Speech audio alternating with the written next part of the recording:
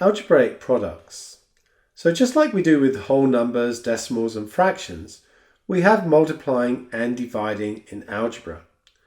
In year 7, we're only going to really look at multiplying, although we will use some dividing when we come to substitute numbers in. We always put numbers before variables.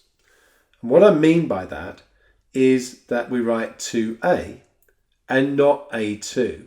We've already covered the case of a, where we know that it's 1a and we don't write that number there. This is the same as in spoken English. We normally say 2 bananas, not bananas 2. This is known as an algebraic convention, and we already mentioned the convention of not writing that 1 down. We don't use the multiplication symbol. So if I wanted to say 3 bananas, I'd use 3b, not 3 times b.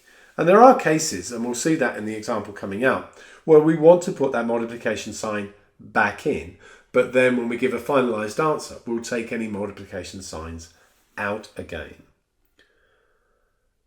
When you see something like 2 times 2 times 2 times 3, we've seen this before in this course.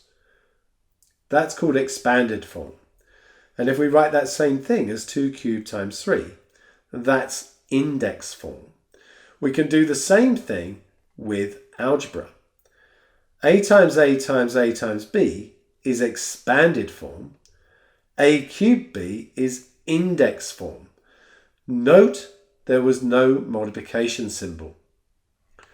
Remember the rules for directed numbers still apply. If you multiply with the same signs, so a positive times a positive or a negative times a negative, we know that that leads to a positive outcome. And if we have opposite signs, so a positive times a negative or a negative times a positive, then we know that that gives us a negative.